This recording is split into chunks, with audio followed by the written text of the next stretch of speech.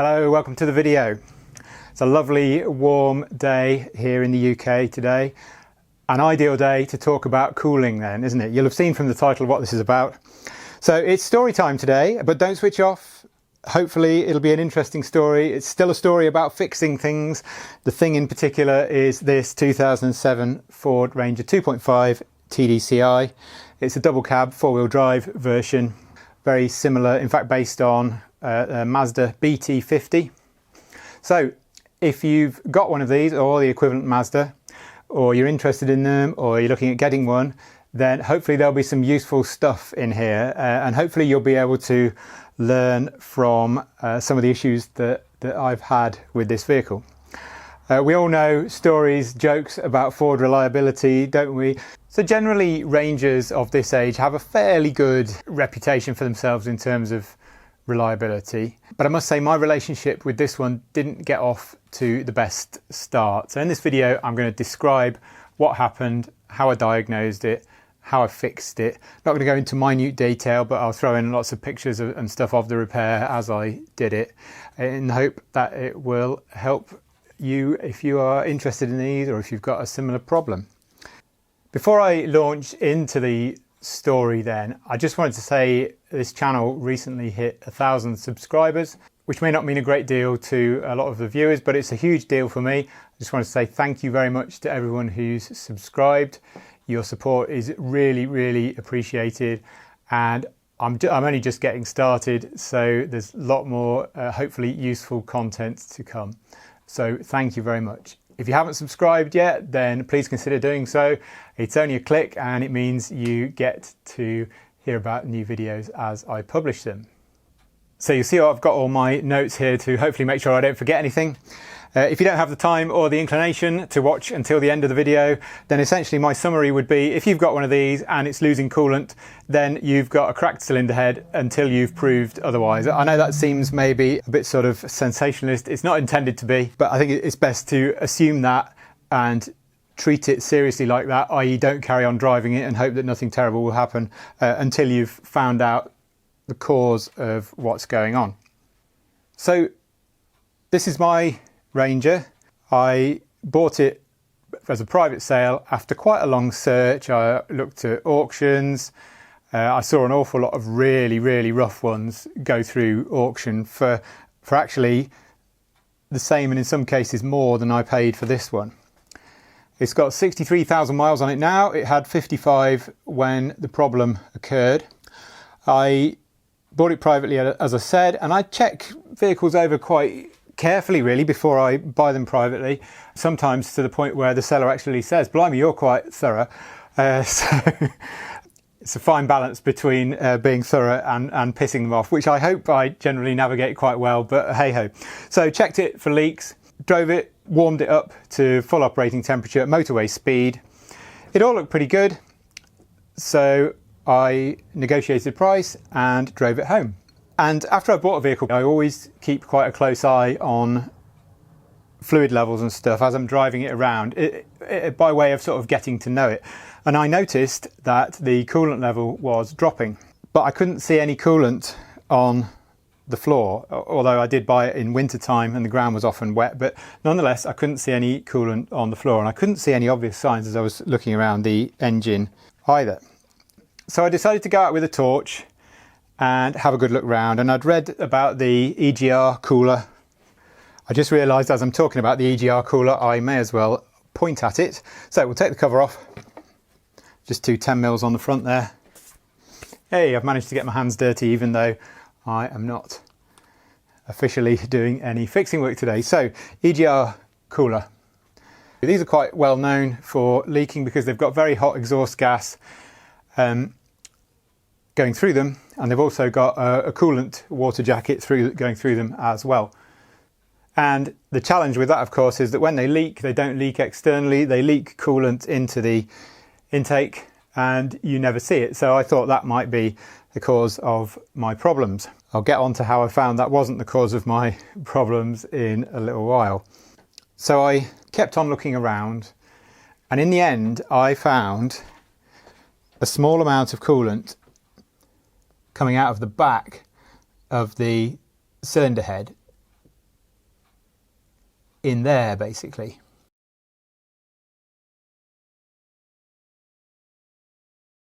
I couldn't see very well down there because it is quite close to the firewall, but I thought at first I'd got a leaking core plug. There's a core plug behind there, so I thought at first that was the problem. But then I realised that actually there's a little hole above there,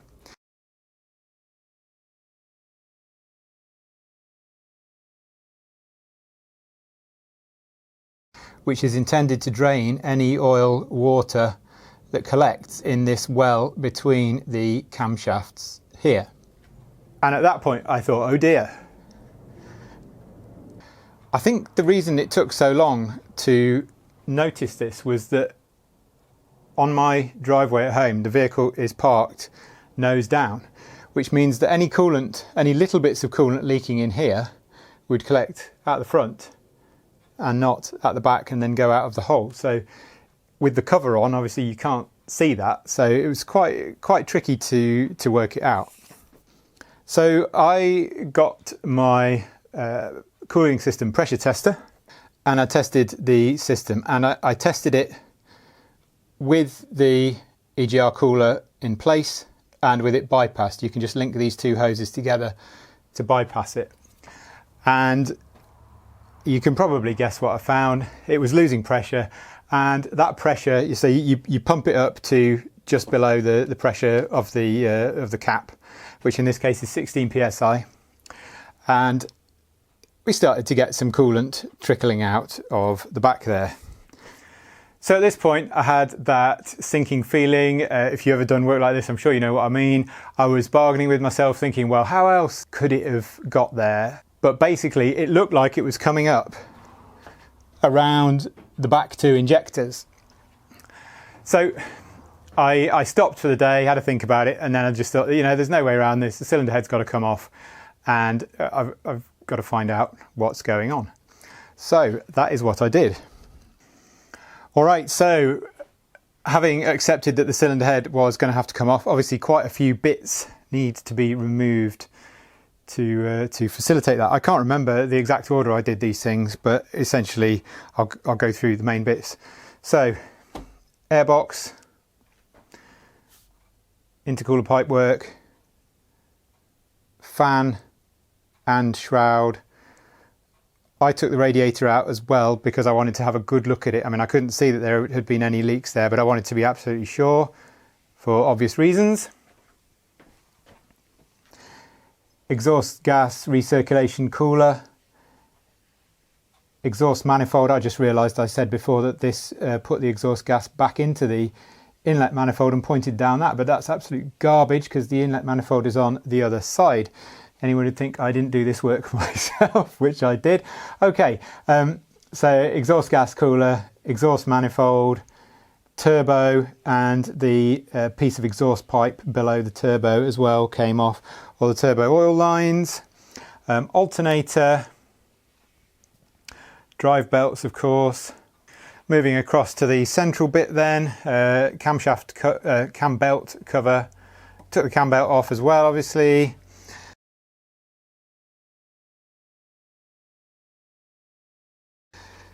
Then the injector pipe work and the injectors. I was very pleased that they came out easily because I was expecting a bit of a fight with those.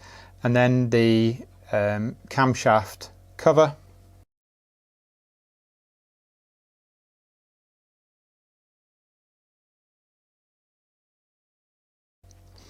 On this side then, the intake manifold and the throttle valve. Quite a few vacuum lines and little bits of fuel pipe work, EGR valve there as well, and the EGR pipe work that goes round the back. I found it really helpful to go round. Oh, I also took the fuel filter off and just left it loose. There's a big metal shroud here which was kind of reduces the room you've got, so I took that off to give me a bit more access. It was really helpful to label just with a little paint pen, make different marks for all these vacuum lines that you have to take off so that you know where you put them when you come to fitting it back together. Probably obvious to you because I've said I took the radiator off, but I drained the coolant. I left the engine oil in, but I changed it as soon as I had finished this work. So the bits that you can't see in this video that I'm making now, but I'll put pictures of under here. Obviously then the camshafts have to come out. I think that's about everything for now. That's a fair old list, isn't it? So with everything exposed under here, I went about the task of loosening the cylinder head bolts, and you probably know there's an order to that, and you probably also know they are really, really tight. I winced with every single one I was doing because it's one of those things where you can see the breaker bar bending and you think, please don't break, please don't break. I'm talking about the head bolt, by the way, not the breaker bar. I really don't care if the breaker bar breaks, but the head bolts I did care. None of them did break, they all came out, which was really good news. And then I could take the cylinder head off. And it probably won't surprise you to hear that I could see absolutely nothing wrong with it. But I took it for a pressure test. And if you'll permit me, dear viewer, I'm just going to have a little rant at this point, because I see people wincing about the cost of pressure testing, and I've seen people say, oh, just get it skimmed and put it back on, or oh yeah, it'll be a head gasket problem. And some of those stories then go on to say, oh yeah, the head gasket was replaced, and then a couple of 100 miles later I had more coolant loss. And I'm just thinking, you're this far in, you're this committed to it. I think the pressure test was 40 or 50 quid, something like that. It wasn't a great deal. So get a pressure test. You could argue in this case, if you've got coolant coming out around the injectors, you don't need a pressure test because you know it's knackered already. But in some situations, it's not quite as obvious as that. So I would strongly advise you to get a pressure test. In case you haven't seen one being done, then you take your cylinder head to the pressure testing place. They block off all of the coolant ports, and then they fill it up with compressed air and put it in a bath of water. And if necessary, they can heat the bath of water up to open up any cracks that aren't that obvious at room temperature, but will become a lot more obvious at engine operating temperature. They didn't need to heat the water up with this one, so obviously what you see then when it's under pressure is you see air bubbles, and thankfully the guy who did the pressure test for me let me come and see what was happening, and lo and behold we have I think it was either 3 or 4 separate cracks down inside the injector bores of injectors 3 and 4. So now we know for certain how the coolant was getting to where I saw it with the pressure test. And for me that's really important because there's a lot of work involved in doing this job, so it's quite time consuming, and so I would really prefer to avoid the guesswork of saying, oh well, it's probably that, so I'm going to do this about it. So time for some new parts. I didn't want to have a second-hand cylinder head because I would struggle to trust it, to be quite honest with you. You just don't know that the same thing isn't going to happen again. So I bought an AMC cylinder head, a bare cylinder head. I tried to research this as best I could, and I found from my research that was a pretty good brand to go for. I chose a bare cylinder head rather than one built up because that was the way I could get exactly the brand I wanted. And also I wanted a bit of practice with lapping valves and, you know, getting everything set up and all that. My research then led me on to, you know, which bolts, which gaskets to use, etc. Now let's talk about bolts and gaskets. The Ranger factory manual says that you can measure the head bolts, and if they're within the tolerance, you can reuse them. I've got to be honest, there's absolutely no way I was doing that. These bolts are incredibly tight. They stretch as you tighten them because they're angle tightened. So there's absolutely no way I was doing that. So I bought brand new Victor Reinz bolts and also a gasket.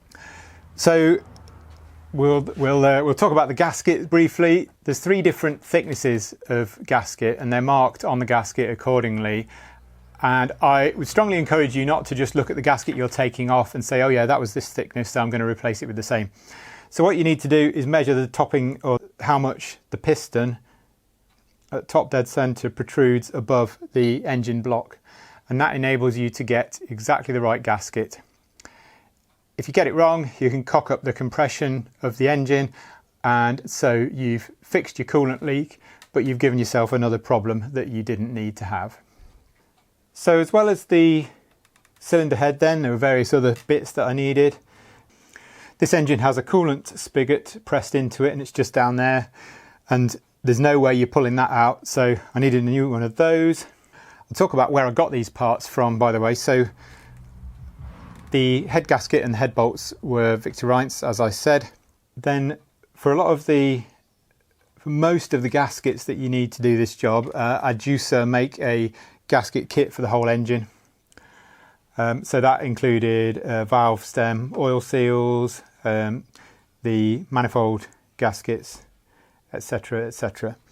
And then there were some other bits and bobs that I needed that I got genuine parts for, but I didn't get genuine Ford parts because I found out in the course of doing this that actually genuine Mazda parts were a whole lot cheaper. You have to do a bit of work for that because you have to tell them the part number, because if you go and say I want some parts from Mazda BT50 and then they say what's the registration number, obviously you don't have a registration number to tell them. So things like the injector copper washers and the injector clamp oil seals.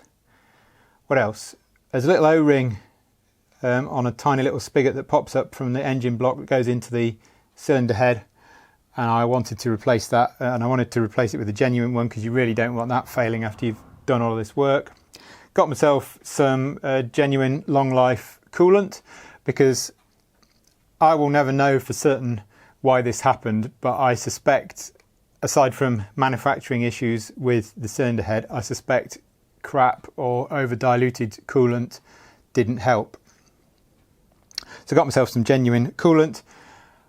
I replaced the thermostat. I didn't replace the water pump because it was fine, and I got a Gates timing belt kit because I thought while I'm here may as well put a new timing belt on. So got the cylinder head. I needed to buy a valve spring compressor because I didn't have one the right size for doing this job.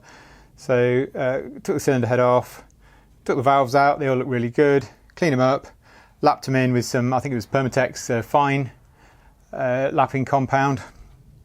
The way to do this is to go easy.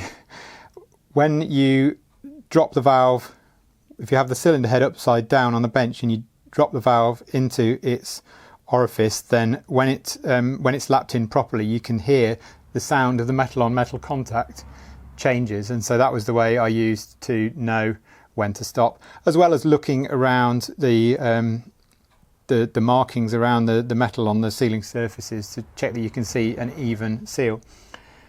If you want to check it a bit more after doing that, then you can use a really thin fluid with the valves all in and the cylinder head upside down. You can pour a little bit of a thin fluid, so diesel, WD-40, that type of thing, in, and you can make sure that it doesn't leak through.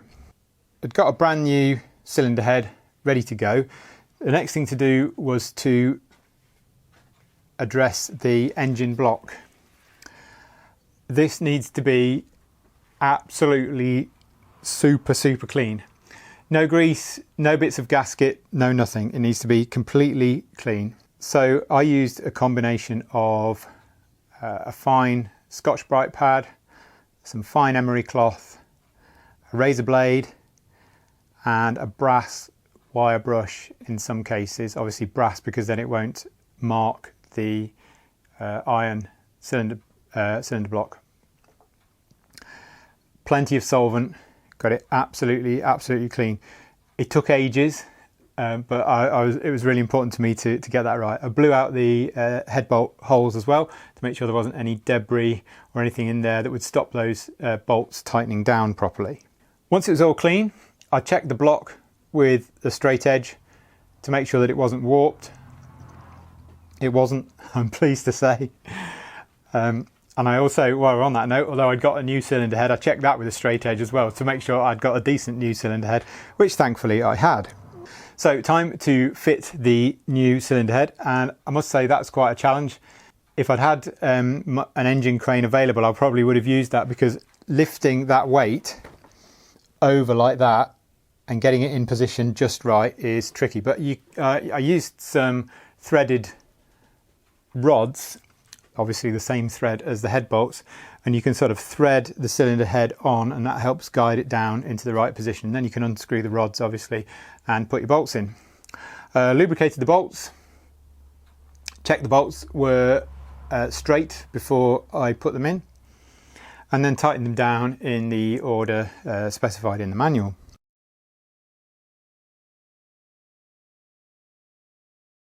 I mentioned that I put a new thermostat in, so I tested the old thermostat and it was kind of okay, but it seemed a bit sluggish compared to the replacement one. So I obviously tested them in the same bath of water and it seemed a bit sluggish. So I gave it a new thermostat because I wanted everything to be just right.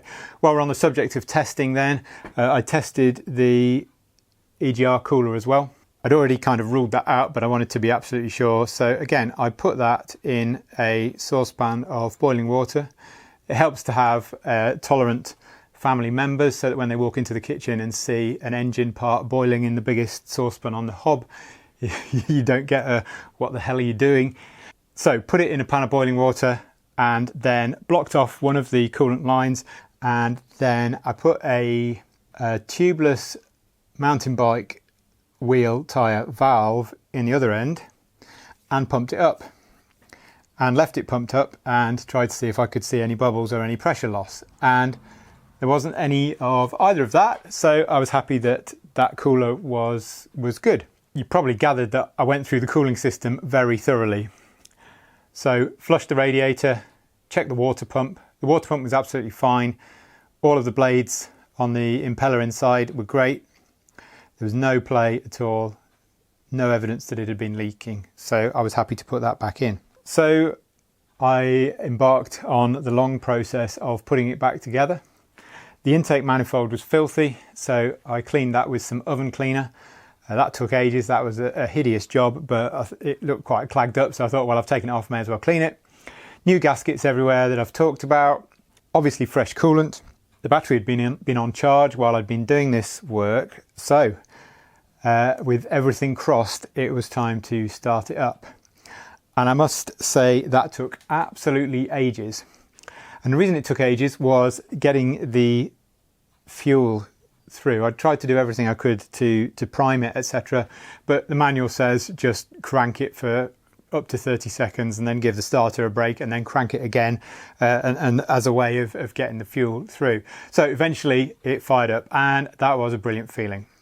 So then it was time to take it for a drive, and I took it for a drive. I had my diagnostic equipment connected up because I wanted to watch the coolant temperature like a hawk and make sure that everything was okay, and indeed it was. And I'm happy to say it's been absolutely fine ever since. So it's done, what, about 8,000 miles since I did the work, and it's been great. I've towed with it, you know, it put it under quite a lot of stress, and it's been absolutely fine.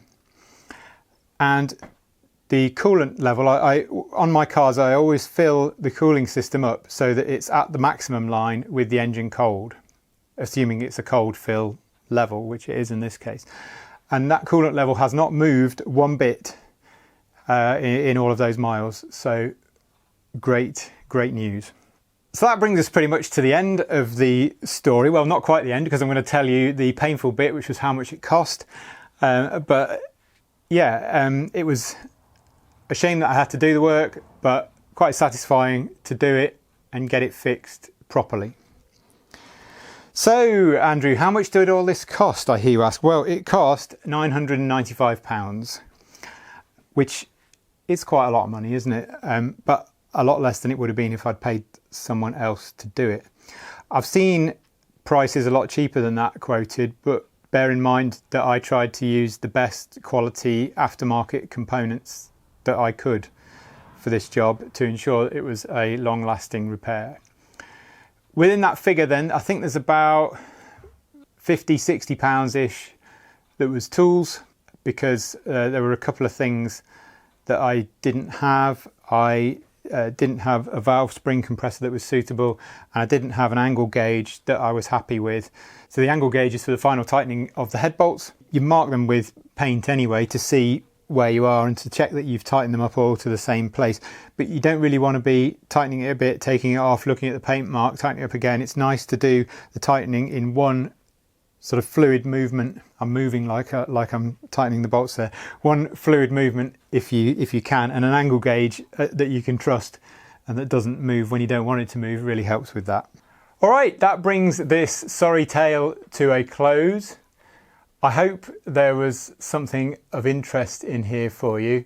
Obviously it wasn't my typical sort of actually showing you how to do something video, but nonetheless I hope the description of the problem, how I found it, how I diagnosed it and how I fixed it is of use to you if you own one of these and you're losing coolant, or if you're thinking of buying one of these. It might be something to look out for when you're going to check it out. Although I sort of thought about that afterwards and thought, well, is there anything else I could have done to check this out before buying the vehicle? And the only real way of knowing this for certain was to do a coolant pressure test. And although I'm quite thorough when I go and check second-hand vehicles, I think turning up with a coolant pressure tester is probably a step too far. As I say then, I hope there's something in here of interest for you. Thank you very much for watching. If you like the video, please give it a thumbs up and consider subscribing to the channel if you haven't already. We'll leave it there then.